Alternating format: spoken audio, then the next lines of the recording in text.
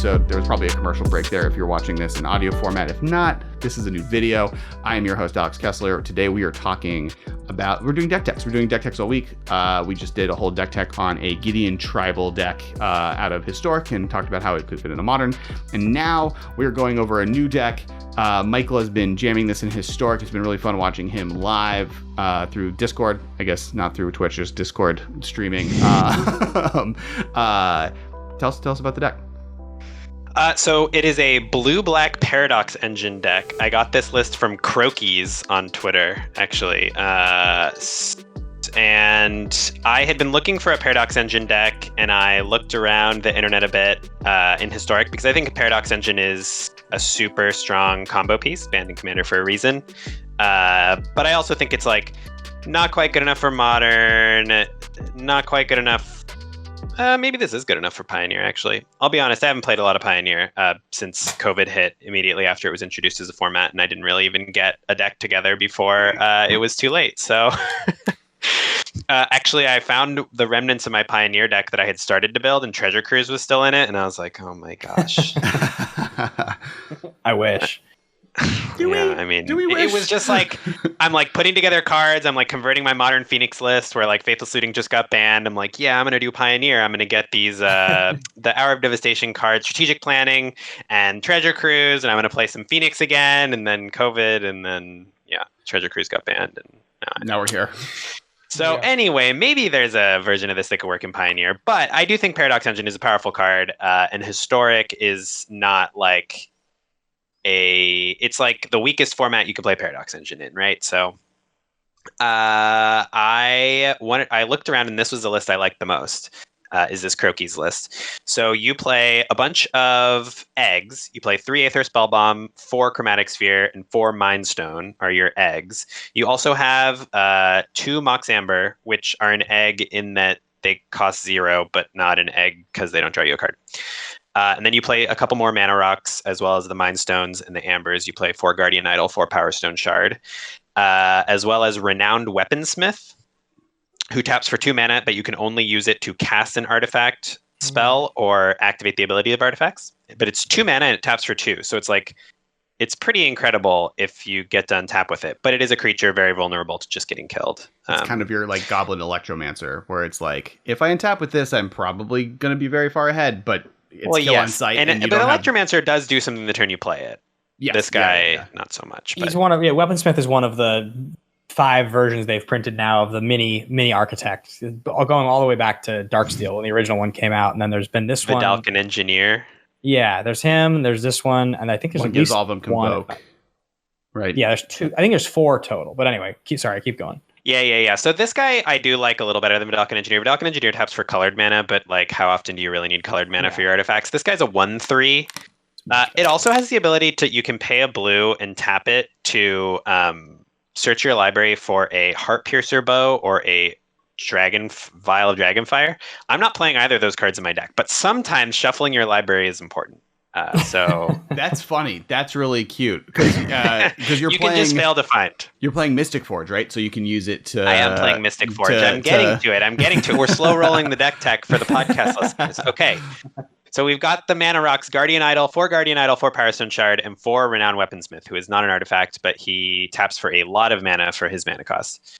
Guardian Idol and Renowned Weaponsmith also attack Planeswalkers, which is nice. There's been times where like I just need to get it to ferry off the board. Then I'm also playing 4 Emry, Lurker of the Loch, to recur my eggs, and she is also a combo piece with Paradox Engine, because if you have Emry, an egg, I'm going to use Chromatic Sphere as the example because it's the best egg for this. 1 Mana Rock and 1 Paradox Engine, you can draw your entire deck. Because, yeah, it's pretty strong. You have to untap with Emry. That's the hard part, because she's also a creature very vulnerable to just getting killed. But you can sacrifice a Chromatic Sphere to make a mana, tap Emry to cast the Chromatic Sphere, and then you have a Mana Rock. So you tap the Mana Rock, then you cast a Chromatic Star, untap the Mana Rock. So now you have 1 mana. You use to crack the Chromatic Sphere, add a blue. Then you tap your Mana Rock again, cast the Chromatic Sphere with Emry, because each time Emry is untapping as well as your 1 Mana Rock. Right. So you're netting 0 mana each time, because Chromatic Star adds 1. And then assuming that's all the mana you don't have other mana rocks. Once you draw enough of your deck, you'll get a Mox Amber. And then now you're netting 1 mana every time, because now you have 2 mana rocks that are tapping, but you're only spending 1 net. You can do the same thing with a Mind Stone, but you need a lot more mana rocks because you have to be spending net 3 mana every time. Sure. And you can do it with an Aether Spellbomb, but it costs 2 every time. So Chromatic Sphere is the best because in order to cast, sack, recast, it only is cost net 1. 1, 2, or 3 mana, and any of the different level of extra mana you have, the better, more options you have.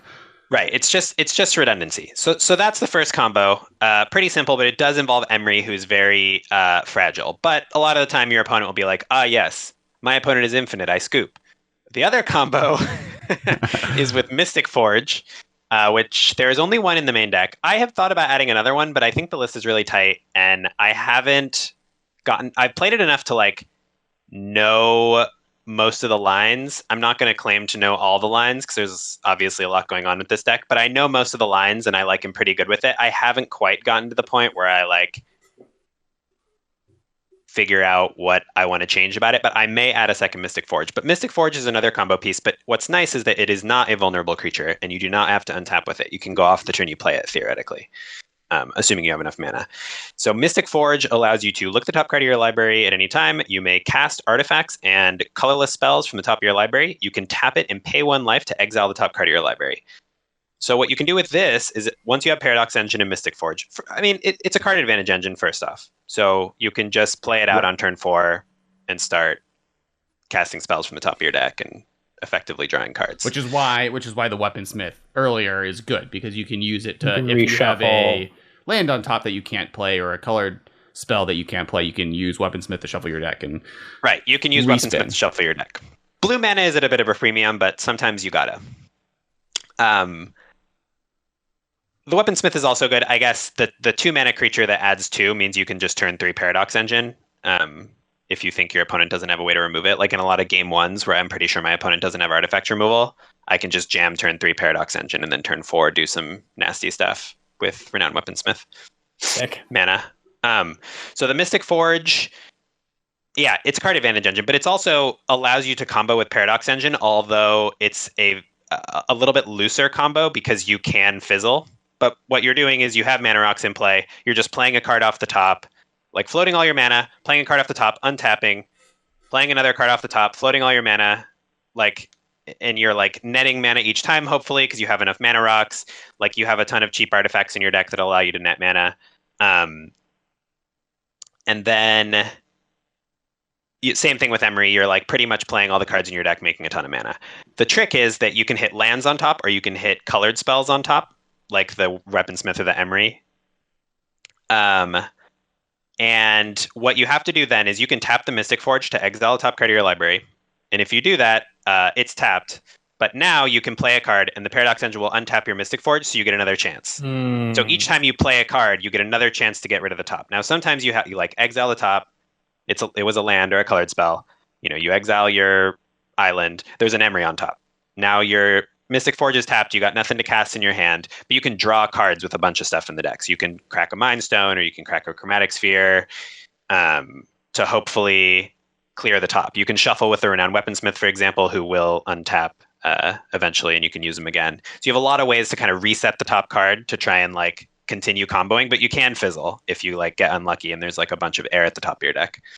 Well, how do you win? So you win using our good friend Karn the Great Creator, which you're playing 4 of. Karn the Great Creator can find the Mystic Forge. I hope Marshall edits Karn on my face while I'm doing it. Oh, I see what's in the sideboard now. I get you. So you can get Paradox Engine and you can get Mystic Forge from your sideboard to go off. Then you also have random sideboard cards that you can get main deck. You have Tormod's Crypt, Ratchet Bomb, Sorcerer's Spyglass. But you also have Aetherflux Reservoir, which is typically how you win. It's just a Karn fetchable cannon. Yeah, it's just a Karn fetchable win condition that once you've generated all this mana and played all these spells, you just continue on for 3 more spells and gain enough life. Do you ever win attacking with Guardian Idol? I have not won attacking with Guardian Idol, but I have won attacking with Metalwork Colossus. That which makes is sense. In the sideboard as a little, 3 mana 10/10 or whatever. Back up in case you try to reservoir and they figure they counter it or something like. Yeah, Sometimes you'll end up with like Power Stone shards. Like I think the game where I won with Kloss had like 2 Power Stone shards and a Guardian Idol or something, and my opponent is like playing creatures. They've like answered a bunch of my threats. I'm kind of out of gas. I don't have a Paradox Engine or a Mystic Forge, but I draw a Karn and I just fetch Metalwork Colossus and play it. And they like chump it for a couple turns and then die. Because they were like Abyss, and then it's just a 10/10.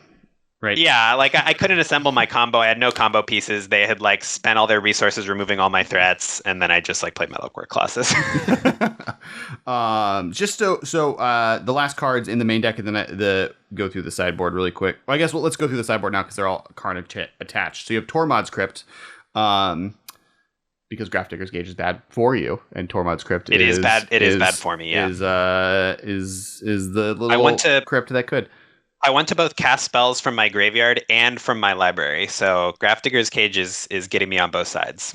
You have 3 Aether Gusts and 3 Negates, which are kind of really your main sideboard. Those are actual sideboard cards. Yeah, you're bringing those in. You have Ratchet Bomb, Sorcerer's Spyglass, Aetherflux Reservoir, another Mystic Forge, a Forsaken Monument, which is the new card, right? It makes everything... Yeah, it's the 5-mana. It gets all your creatures big, and it triggers when you do stuff.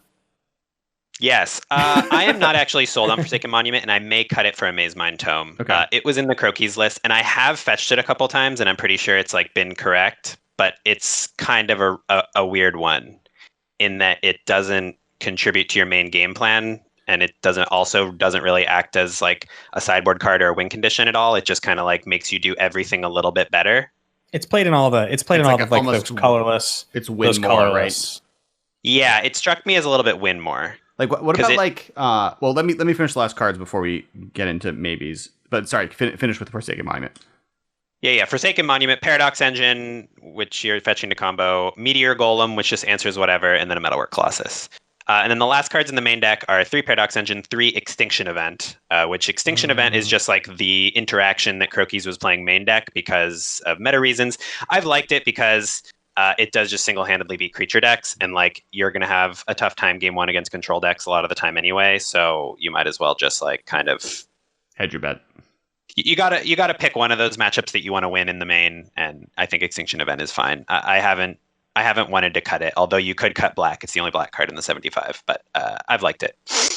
Relevant lands, you're mostly just playing a blue-black mana base, but you're playing 1 Blast Zone, which is important for killing random stuff. It's like good against the Auras deck. I use it to kill Grafdigger's Cages a lot post-board. 3 Buried Ruin, which just allow you to like get back combo pieces, or you can use it to reset the top of your library if you're desperate, because you can like get back a Chromatic Sphere or whatever. Inventor's Fair also searches for combo pieces and resets the top card of your library and gains life, which is relevant. And then 4 Radiant Fountain, just because your colored requirements are very slim and it's a colorless land that keeps you alive. Yep, you are not doing a lot to stop being punched in the face, and this stops a little bit of that punching in the face. Yep. Plus, like, Mystic Forge does pay life, like when you're activating it and untapping it and activating it again. So you want to have a healthy life total when you're comboing, because there's been times where I'm like, at 5, I assemble Mystic Forge Paradox Engine, I play the top card of my library a couple times, and I'm like, well, can't pay life anymore, guess I'm dead. Because Mystic Forge, what, you have to pay 1 life to tap and remove or something? You tap, pay 1 life, exile top card of your library. Okay, gotcha. And now, so what are some of the cards, like the one that's coming to mind immediately is the as just like good answers to what people are doing. You basically, like, if Forsaken Monument is a card you want to cut because it's just kind of more win more than it is. It's proceeding to a game plan that by the time you are able to get it, you should be able to do with other cards you fetch for it. It feels like, right? So like if you can reasonably pay 5 for Forsaken Monument and it's actually doing something for you because you have like a bunch of spells to cast to gain life or a bunch of mana rocks in play to make mana, like you probably just want something to either spend that mana on that's proactive, or you want something to like help you cast your spells. That's not, I don't know. Seems weird. Yeah. What about the Monument? I'm trying to remember the actual name. Not Forsaken Monument. It's not Monument. It's your opponent's spells cost 2 more and lose a life a turn. God-Pharaoh statue. That card's messed me up a couple times. Not because like once you it's cast probably it, playable. Okay. So there's a version of a deck that's played a lot in Historic, and I'm sure you guys have played against it. That's that's like the colorless Planeswalker deck. It plays a lot of these cards. It plays Mazemind Tome. It plays Guardian Idol. It plays Karn. It definitely plays God Pharaoh's statue. And Ugin. And I played against that deck a lot. Ulamog. Yeah, it's trying to go over the top. They use Forsaken Monument to cast Ulamog because like all their lands are colorless, so it basically like doubles their mana production and does everything else that it does, so they can just go Forsaken Monument into Ulamog super easy. So it seems like this deck is just it's taken out all of the chunk and it's just a full on combo version of a lot of the same feeling that deck has. It's just this is the control combo version, and that's kind of like Tron, I guess, in Historic on some level. Yeah, that deck is very Tron-like, and my deck is a lot more like it's a combo deck. It's a straight up combo deck. There's nothing controlling about it. I just play 3 cards main deck to interact with my opponent. Although Aether Spellbomb does interact, but it's also just an efficient egg. And then I will sometimes board up to 6 cards to interact. Sometimes I'll board in against Sultai. I board in 3 Gust and 3 Negate. And against like aggro decks that are playing red and or green, I'll board in the 3 Gusts and keep in the 3 Extinction Event. So if you were to port this deck into Modern, what are some of the changes you would think about making to get started? I was not super ready for this question, so I was thinking about it while Ben was doing his deck a little bit. I think like this looks like it wants to be an Urza deck, right? Mm-hmm. Right. First and foremost, Chromatic Star is another good one. You could like go up on that egg because it's so good with Emry and Paradox Engine. Mm-hmm. I'm trying to think if there's good cards to help you get Paradox Engine into play. And there's also definitely something better than Power Stone Shard.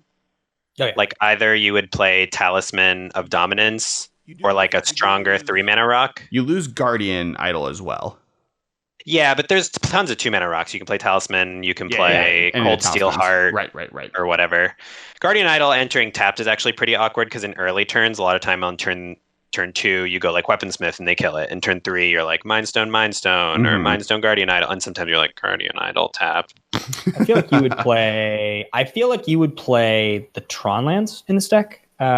Just because it's faster and you are. Oh, so we could do this as like a blue Tron deck with Paradox Engine? I just don't think there's any reason that you wouldn't play the Tron lands, even if it was almost trying to execute the exact same game plan. I think you actually do lose because, like, especially if you're playing Urza, so you need double blue, and right, Urza is blue too. Hmm. Okay, you do lose double blue, and like, you either have to cut cards for map, right, to be able to search for the Tron lands to try and get them. And then you all I think like Radiant Fountain, Inventor's Fair, Buried Ruin, and Blast Zone are just more useful than luck sacking into Tron. And like the best thing you're going to be able to do is like cast Paradox Engine on turn 3, which you already can do in this deck pretty consistently. I think if you're going up to 8 copies of Stars and Spheres, your double blue is like not nearly something that you're as worried about. Sure, that was I think you're gonna the smaller end.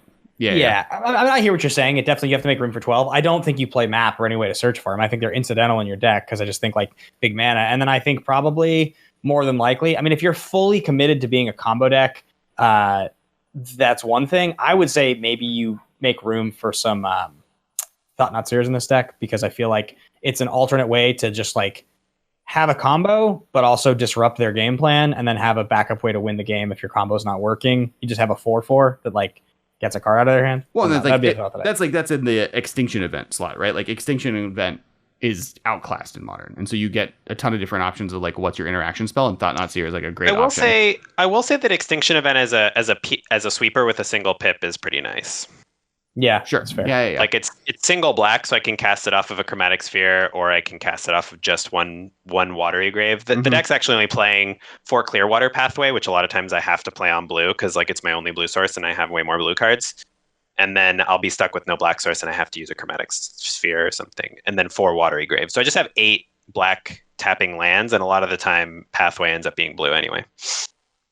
Yeah, you also get access to like some additional good sideboard cards. You get like Pithing Needle, right? You get Academy Ruins. The sideboard gets way better. Well, so I'm playing Sorcerer's Spyglass. The sideboard card that I miss the most is Ensnaring Bridge. Sure. Right.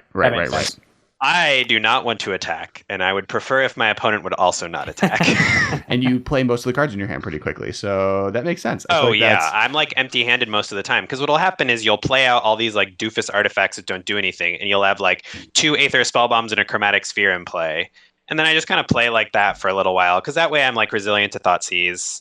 Because if I just like start cracking everything immediately, plus like you don't want to go too low on artifacts in play because it makes your Emry more expensive, or it like makes it so your Inventor's Fair, you can't crack it. So I just kind of leave them all in play for a while. Whenever I have extra mana, or if I like need cards, I'll just like crack one. Buried Ruin is also good. Academy Ruins replacing Buried Ruin is like an easy, like without. Oh yeah, you thinking put a about Mind it. Slaver in your board, and you the put a liquid sideboard. metal coating That's to sick. do the like liquid metal blow up their lands thing. Yep.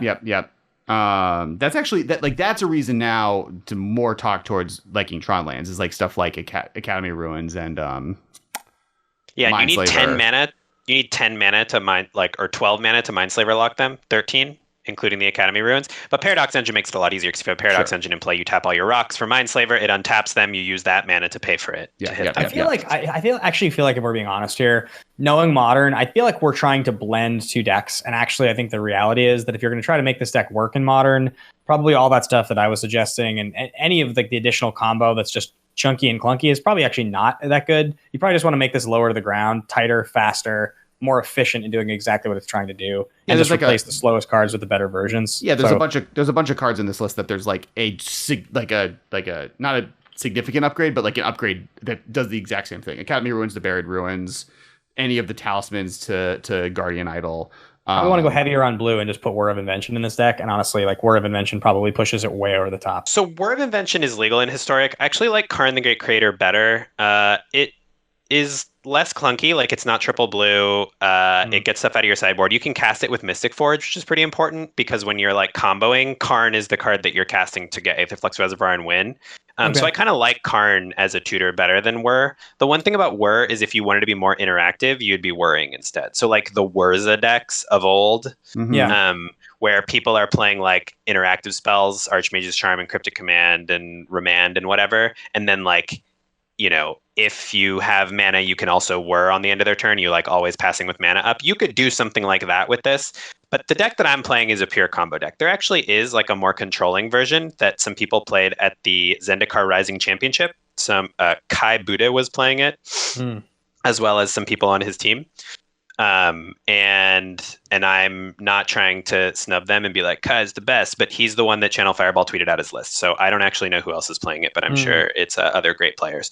But they're playing like a Sultai version of this that is much more controlling. They're not doing the Mystic Forge thing, so they're not as all in on the combo. But they're still playing 4 Emry, 4 Paradox Engine. They're not playing all the trinkety artifacts, so no Buried Ruin, no Inventor's Fair, nothing like that. You're just trying to draw into it using like Uro, and they're playing Jace Wielder of Mysteries as a win con that also draws you toward your combo. And then they're playing like 2 Fatal Push, 3 Tameo Collector of Tales to find your combo pieces and get them back. 3 Uro as a backup win con, 4 Kinnan to like kind of turbocharge your mana production, and also I guess it only digs for Uro. But so I feel like if you look at this list and you ask yourself the question, and I think this is the same question that we would ask ourselves on the list we were just talking about before, Alex, in last episode, about the Gideon deck. It's like, what's the card in here that was printed that was like pushed in a really cool direction that makes the deck work? And obviously that in that particular deck, it's Gideon. In this deck, is it Paradox Engine, or is it I think it's Karn. No, I was gonna say the blue Emry. You're gonna say Emry. Emry. I was gonna say, is it Emry or is it Paradox Engine? Do you think it's Karn? I think it's Karn. I mean, like I think like Paradox Engine is the artifact combo that is cool with this, that allows you to untap all of these things and do that storm effect. So maybe it's Paradox Engine, and that's like the engine of the deck. But Karn... So I will say that this more controlling version that people were playing at the Zendikar Rising Championship is not playing Karn. They are just a Paradox Engine Emry deck that is like in a mid-range shell. Okay. See, and I think that's still strong. To me, I think that's like what we would do in Modern if we were playing like Urza and maybe Whir and stuff like that, is we would be more of this like mid-range shell, instead of what I'm doing is like a pure combo where you're playing like like Karn instead of Whir and stuff. I think they've printed lots and lots of powerful cards over the years, and especially when you get up to the mana cost of something like a Paradox Engine. It's a really cool card, but it's expensive, and like you definitely have to go for like a chunky strategy to make that work. It's not like aggressive, really. It's just like a very powerful card. There's lots of things that cost 6 or 7 or 8 that are powerful, but Emry is like specifically pushed so that like it's basically a 1 mana card that repeatedly flashes something back, that like gets cheaper, that fuels itself by the mill. It's like a really pushed card. I feel like that card's the one when I look at it that I'm like, it's a card like this that enables some crazy shenanigans like this, even in an aggressive format like Modern because there was nothing like this card before. Like there was nothing that could even do a small impression of it. I do. I Like agree with that. I do like all three of us have different answers. I also think it's interesting that like all three of these cards are bonkers. Yeah, right.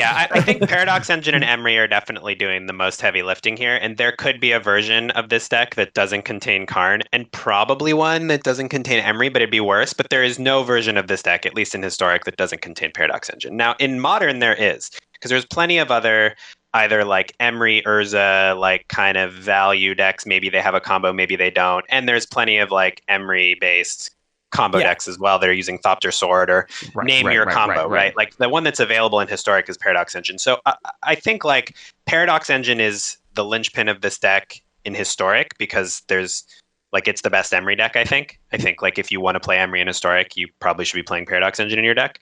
But in Modern, I would say that Emry is the linchpin card, and you don't need Paradox Engine. You can pick your favorite combo or just use her for value. She's just amazing.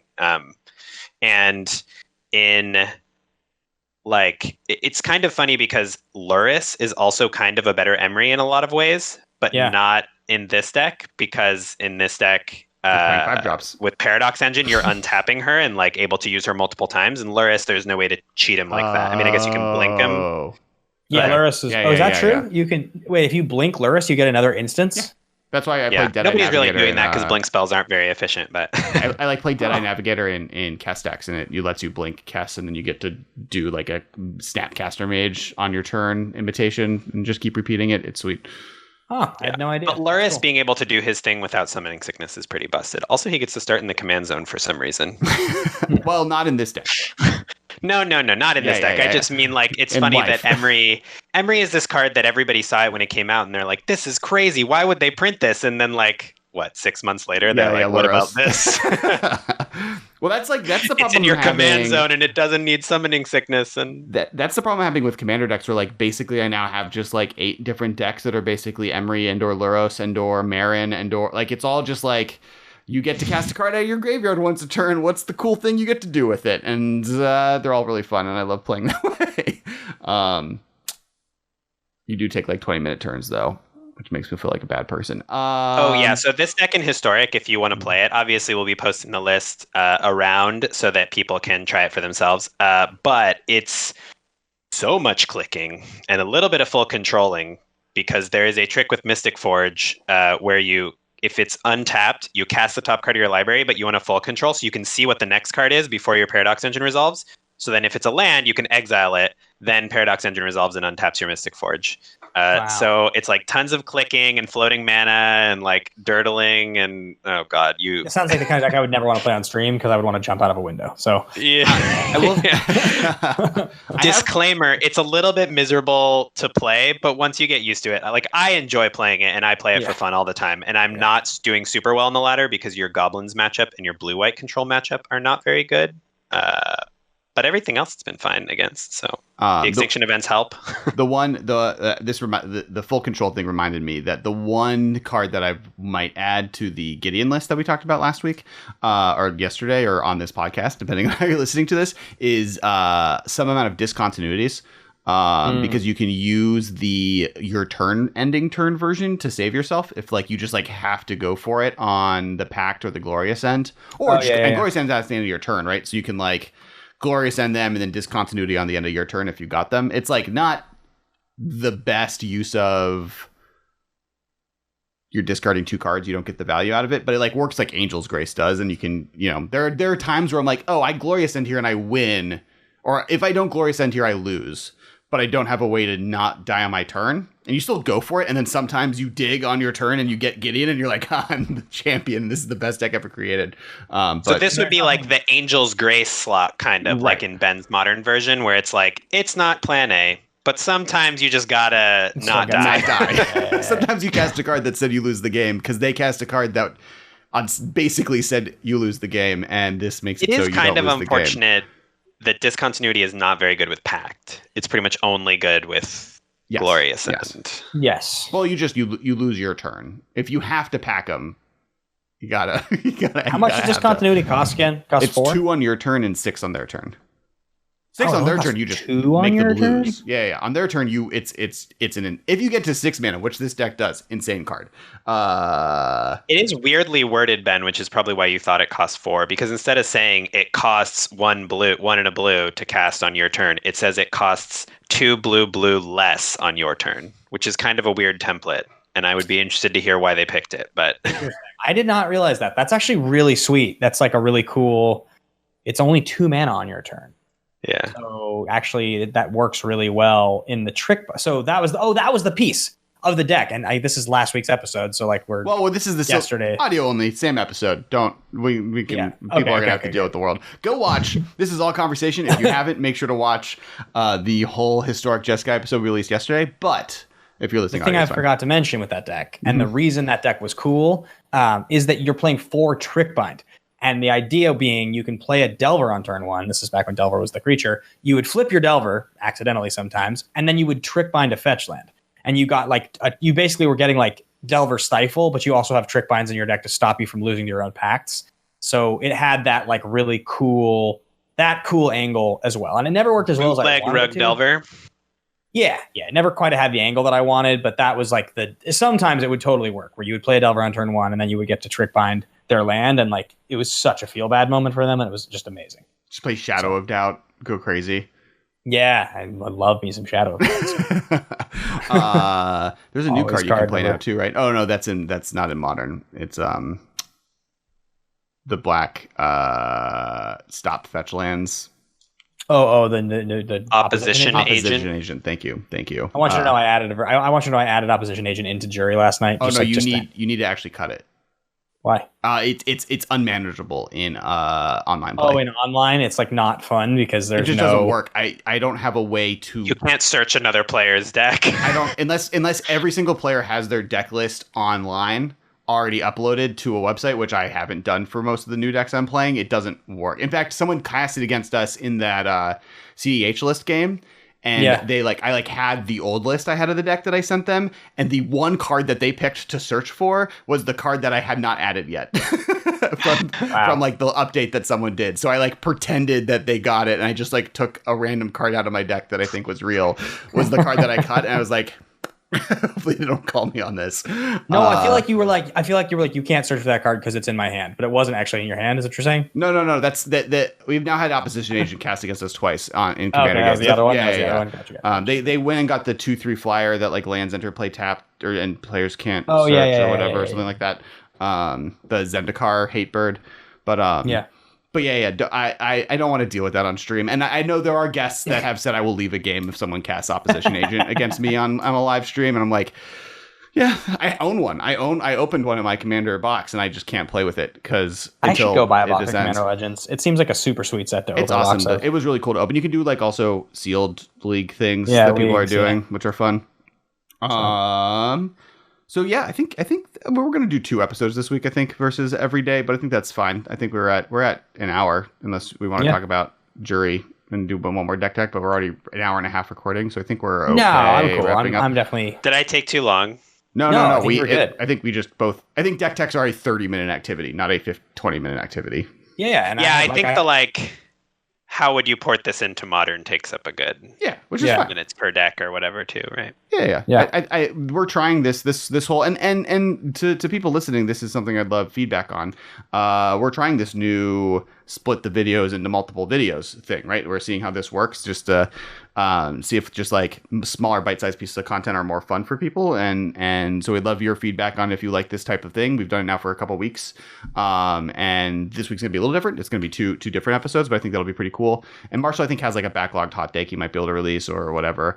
But yeah, please in the comments let us know what you think of the new release content. Thank you guys for joining today. As always, thank you listeners, thank you patrons. You are the people that make this podcast happen. You make it work. And for those who are just tuning in, make sure to check out the Patreon. There's cool stuff there. You can get the raw feed of the whole episode. It's a full recording. You get any weird arguments we have. Ben like and me like got in a small argument about it when I said modern or historic at one point, and we had to like scrub a whole section. You get that whole thing, and then at the very beginning, there's a whole excellent value. You can get the weird mistakes, but you do get a cool 10 to 20 minute pre-show that is like just us talking about something random. Today we talked about NSYNC and Backstreet Boys, and we played a little quiz game on can you name all the different members. So definitely check out the Patreon. You get a raw feed there every week, and you get the episode a week early. So we record Tuesday, and then episodes start coming out the following Monday. The raw feed is up Wednesday, the day after we record. So you get super early access plus extra content. So definitely check that out. And then you can please follow us on all the things. Please subscribe. Please like. Please follow us on Twitter. I'm at Kess Wiley. You guys can find me at Ben Bateman Media. Don't remember, leave a comment below. Comment on the video. Let us know if you liked it. Michael, where can we find you? I'm at Dudard on Twitter, DUDARDD. And then also, please, every Monday we're doing a live stream of Commander on YouTube and Twitch, twitch.tv/Kess Wiley, which I'm Kess Wiley, KESSWYLIE, everywhere on the internet, and including Twitch. And so we do live streams there, and then also on YouTube. So if you're a subscriber on YouTube, you can see it there every Monday, 7:30 PST, PM, not AM. We're not masochists. And thank you guys so much for listening and watching, and we will talk to y'all next week. Bye, guys. This has been a production of Time Traveler Media, sending podcasts into the future.